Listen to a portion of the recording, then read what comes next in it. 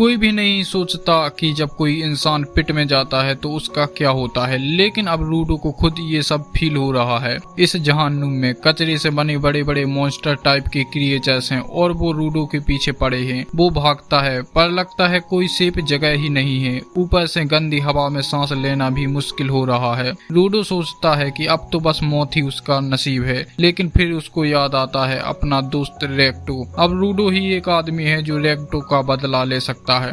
ये सोचकर रूडो उठ खड़ा होता है और लड़ने का फैसला करता है। एक पुराना पाइप उठाता है और कचरे के मॉन्स्टर पर अटैक कर देता है। एक के अटैक को डॉज करता है और जो भी चीज हाथ लगती है, पाइप, पत्थर, कचरा, सबको बीपन बना के लड़ता है। पर लगता है कोई होप ही नहीं। फिर भी वो हार नहीं मानता। गुस्से में आके एक मॉन्स्टर को 2 टुकड़े में काट देता है। 1 सेकंड के लिए लगता है कि शायद वो बच गया, पर ये तो बस शुरुआत है। वो मॉन्स्टर फिर से रीजनरेट हो जाता है और इससे हमें पता चलता है वो मॉन्स्टर रीजनरेट हो सकते हैं और उसके पीछे पड़ जाता है। रूडो एक अटैक से बच तो जाता है, पर हवा की वजह से खांसी और खून की उल्टी होने लगती है और वो गिर पड़ता है। अचानक एक आदमी जो छाता लिए हुए है रूडो के सामने आता है और जोर से उसके मुंह पर मास्क लगा देता है। वो रूडो को चुप रहने को बोलता है, पर रूडो समझ नहीं पाता और सवाल पे सवाल करता है। आखिर में वो आदमी चिल्लाता है, चुप कर वरना ये कचरे के जानवर जो गार्बेज मॉन्स्टर हैं आ जाएंगे। इनको नॉर्मल हथियार से नहीं मार सकते। और ऑब्वियसली तभी एक पूरा मॉन्स्टर का झुंड आ जाता है, पर ये मॉन्स्टर उस आदमी के सामने कुछ भी नहीं। उसका छाता ग्लो करता है और एक पावरफुल बीपन में बदल जाता है। वो तेजी से स्पिन करता है और कोई भी मॉन्स्टर उसके पास नहीं आ पाता। सबके सब डिस्ट्रॉय हो जाते हैं। एक बड़ा मॉन्स्टर एसिड टाइप का थूक वोमिट करता है, पर वो भी काम नहीं आता। आदमी उसको सेकंड में खत्म कर देता है।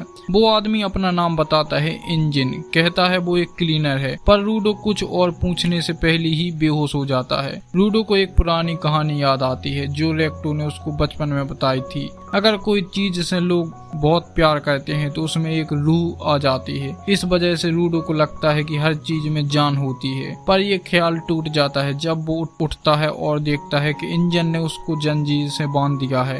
अब वो उसको घसीट कर कहीं ले जा रहा है। रूडो बहुत सवाल पूछता है, पर इंजन ज्यादा जवाब नहीं देता। कहता है कि जहाँ वो रहता है वो जगह स्फीयर है, एक ऐसी जगह जो हवा में तैरती है और जिसका ठिकाना ढूंढना मुश्किल है। रूडो और सवाल करता है तो इंजन उसको एक जगह कचरे के बीच में छोड़ देता है। थोड़ी देर बाद कुछ मास्क पहने हुए लोग आते हैं और रूडो से पूछते हैं कि क्या वो स्फीयर से हैं। जब वो हाँ बोलता है, वो लोग पहले तो फ्रेंडली लगते हैं और उसकी जंजीरें खोल देते हैं, पर जल्द ही वो उसको एक ट्रक में बंद कर देते हैं और जंजीरें भी पहले से ज्यादा टाइट कर देते हैं।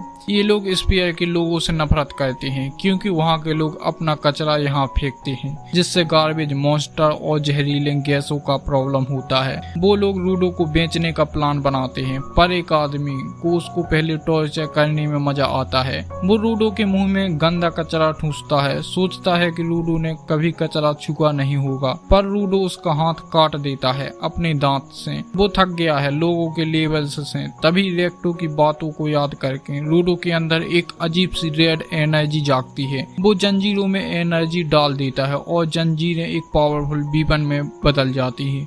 वो खुद को आजाद कर लेता है। दूर से इंजन ये सब देख रहा होता है और खुश हो रहा होता है। उसको पता चलता है कि रूडो एक गिवर है जो चीजों में जान डाल सकता है और उनकी ताकत निकाल सकता है। रूडो एक पुराना कार का टायर उठाता है और उसको भी ट्रांसफॉर्म कर देता है, जिससे सब लोग शॉक्ड हो जाते हैं। ऐसे 2 ऑब्जेक्ट के साथ करना कॉमन नहीं है। जब वो आखिरी आदमी को मारने वाला होता है, इंजन उसको रोक देता है। टायर राख बन जाता है और रूडो की नाक से थोड़ा खून निकलने लगता है। तो इंजन सोचता है ओवर पावर का यूज करने पर ऐसा ही होता है। इंजन रूडो की पावर देखकर उसको एक ऑफर देता है। कहता है अगर तू क्लीनर्स के साथ ज्वाइन करेगा तो मैं तुझे सब कुछ समझा दूंगा जो तुझे जानना है। पर रूडो को ये ऑफर ज्यादा एक्साइटिंग नहीं लगता है।